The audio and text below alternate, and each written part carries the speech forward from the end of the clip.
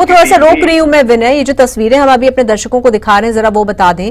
घटनास्थल पर प्रधानमंत्री नरेंद्र मोदी पहुंचे थे अब से थोड़ी देर पहले, और यहां पर ये ठीक वही जगह है जहां पर वो मौके का मुआयना कर रहे हैं, जानकारी ले रहे हैं, देख रहे हैं कि कौन सी बिल्डिंग में किस तरह से ये फ्लाइट क्रैश हुई थी।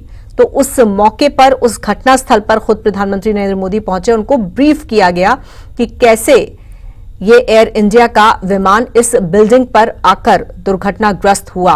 यहां पर तकरीबन 20 मिनट तक प्रधानमंत्री रुके हैं और किस तरह से चारों ओर मलबा ही मलबा पड़ा हुआ है, उसको देखकर पूरी स्थिति की ब्रीफिंग दे रहे हैं कि आखिर ये फ्लाइट जो है ये कैसे यहां पर क्रैश की है और क्या कुछ उस वक्त हुआ।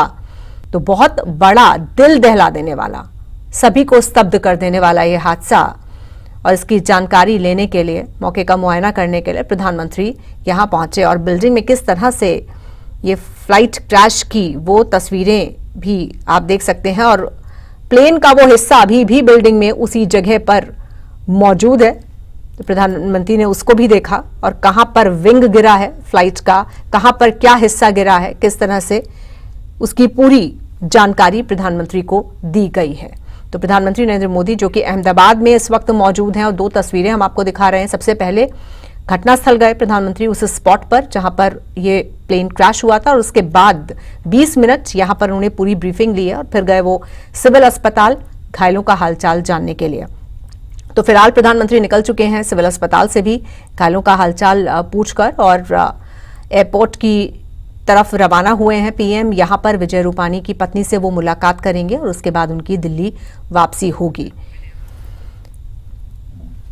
और एक बार फिर से रुक करेंगे अपने संवाददाता विनय सिंह का। विनय, हम ये बात कर रहे थे क्योंकि इतना बड़ा ये हादसा हो गया है, जो कि शायद जितने भी प्लेन क्रैश हुए हैं उन बड़े हादसों में से एक हादसा, जो कि आने वाले लंबे समय तक ये दुखद हादसा बहुत ही जिसे कह सकते हैं कि रूह कपाने वाले तरीके से याद किया जाएगा। तो ऐसे में सभी के मन में जो सबसे बड़ा सवाल है वो ये कि आखिर ऐसा क्या हुआ कि फ्लाइट टेक ऑफ करने के कुछ ही सेकंड्स में क्रैश कर गई। क्या कोई टेक्निकल फॉल्ट था, ग्लिच था, कोई लापरवाही का मामला है, हुआ क्या था? तो शुरुआती तौर पर किस तरह की बातें चल रही हैं? क्या कुछ, वैसे तो जांच में ही सब कुछ पता चलेगा, लेकिन क्या कारण, जो खासकर एक्सपर्ट हैं, जो एविएशन के एक्सपर्ट्स हैं, वो किस तरह की आशंका जाहिर कर रहे हैं, क्या हुआ होगा?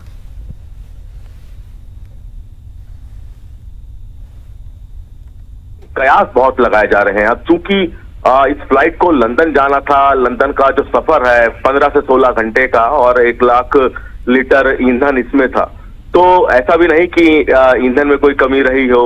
कयास बहुत लगाए जा रहे हैं। एक कयास ये लगाया जा रहा है कि हो सकता है कि इंजन फेल हुआ, लेकिन सवाल यह है कि टेक ऑफ के तुरंत बाद और जब टेक ऑफ ठीक हुआ तो अचानक के ऐसा क्या हुआ कि जो इंजन फेल का कारण बताया जा रहा है कि क्यों इंजन फेल हुआ, और क्योंकि एक नहीं 2 इंजन थे, क्या दोनों इंजन एक साथ फेल हो गए, या फिर कोई और इसमें टेक्निकल कारण रहा है? क्योंकि ये भी नहीं कहा जा सकता कि जो इस प्लेन के जो पायलट थे वो भी अच्छे खासे तजुर्बेकार थे, लगभग 8000 घंटे का उनको एक्सपीरियंस था। तो अभी किसी भी कारण पर सटीक नहीं कहा जा सकता है, लेकिन कुछ ना कुछ कारण जरूर रहा होगा जो कि इतना दुखद घटना हुई है। इसकी जांच होगी तब इसके कारण पता चलेंगे, लेकिन अभी कोई स्पष्ट नहीं कह रहा है। हर किसी के अलग अलग कयास है। कोई इंजन फेल की बात कर रहा है, लेकिन जब भी कोई फ्लाइट टेक ऑफ करती है, या फिर चाहे वो इंटरनेशनल हो, नेशनल फ्लाइट हो, उसको टेक ऑफ से पहले पूरी तरह जांच की जाती है, क्लीयरेंस दी जाती है, चाहे वो इंजन से लेकर फ्यूल या फिर किसी और तरह की टेक्निकली कोई अगर समस्या है तो उसको क्लीयरेंस नहीं दी जाती है। किसी भी फ्लाइट को उड़ने से पहले क्लीयरेंस दी जाती है कि फ्लाइट में सब ओके है। उसके बाद जो पायलट है वो फ्लाइट को टेक ऑफ के लिए तैयार करते हैं और वो फ्लाइट फिर टेक ऑफ होती है। लाजमी है कि लंदन की फ्लाइट इंटरनेशनल फ्लाइट कई, इसमें विदेशी नागरिक भी सवार थे, तो हर तरह से यहाँ पे जो एक क्राइटेरिया होता है किसी फ्लाइट के टेक ऑफ से, वो इसका किया गया होगा। और ऐसे में उन लोगों से भी इसमें पूछताछ होगी जो कि फ्लाइट को क्लियरेंस देते हैं उड़ान से पहले कि क्या पूरी तरह से फ्लाइट ओके थी, किसी तरह की कोई कमी थी, अगर कमी थी तो फिर उसको क्लियरेंस क्यों दी गई। ऐसे बहुत से सवाल इस पूरे मामले में उठेंगे और जब जांच होगी तो उनसे भी जांच जानी जाएगी, जो कि ग्राउंड पे जो स्टाफ होता है, ग्राउंड स्टाफ से, कि जो किसी भी फ्लाइट को चेक करने के बाद उसको क्लियरेंस देते हैं। तो सवाल बहुत है और हर कोई जानना चाहता है कि आखिरकार ऐसा क्या हुआ जो फ्लाइट टेक ऑफ होने के चंद सेकंड बाद ही क्रैश हो गई और इतने लोगों की जान चली गई। तो सवाल बहुत है। बिल्कुल विनय, और अमूमन ये देखा जाता है कि जब कभी भी टेक ऑफ के तुरंत बाद फ्लाइट कैंसिल होती है तो बहुत से कारणों में कभी देखा जाता है कि सामने कोई पक्षी आ गया, उससे टकरा गई फ्लाइट, या किसी और ऑब्जेक्ट से टकरा गई, लेकिन यहां पर ऐसा कुछ भी नहीं हुआ। तो ऐसे में जो सबसे महत्वपूर्ण कड़ी साबित हो सकता है इस जांच में, वो क्या होगी? एक ब्लैक बॉक्स ही है जो कि इस पूरी जांच पे एक अहम भूमिका निभाएगा।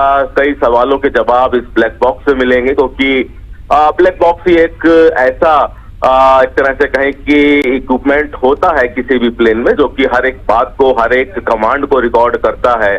तो लाजमी है कि क्या हुआ होगा इस दुर्घटना से पहले, क्या कारण रहे होंगे। पायलट ने चूंकि सिग्नल भी दिया कि हेल्प, क्योंकि जो एक टेक्निकल लैंग्वेज होती है मेडे, उसका इस्तेमाल यहाँ पे पायलट ने किया। 3 बार मेडे बोला पायलट ने जब प्लेन क्रैश होने से पहले, और 3 बार मेडे शब्द का इस्तेमाल करने का मतलब ही होता है कि मेरी हेल्प की जाए।